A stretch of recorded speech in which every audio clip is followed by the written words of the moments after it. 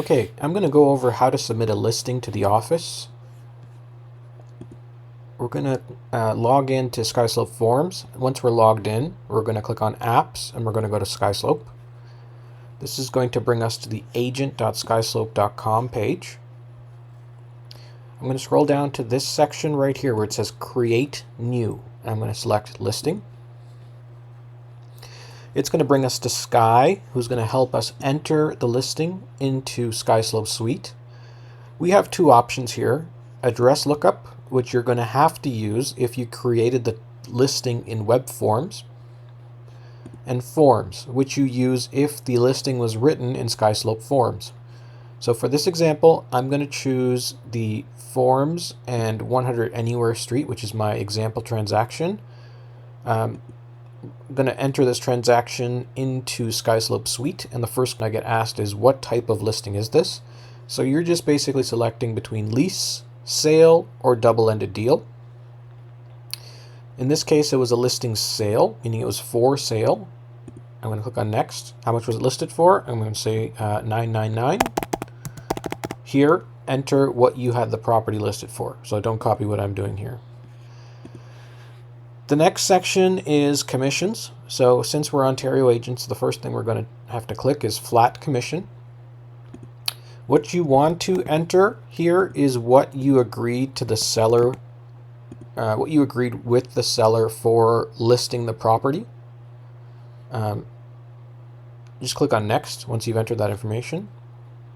What the listing live date was and what the expiration date for the listing is. So usually it's 30 to 60 or maybe even 90 days in some cases.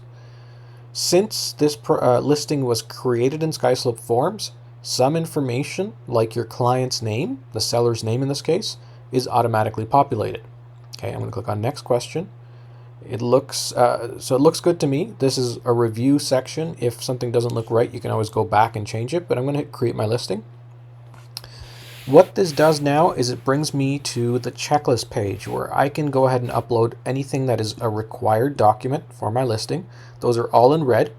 That can be done by either clicking and dragging your document into the checklist item. So let me demonstrate that now. I'm going to grab a random PDF from my desktop. I'm going to drag it into Brokerful MLS, and that will actually upload it to that checklist item.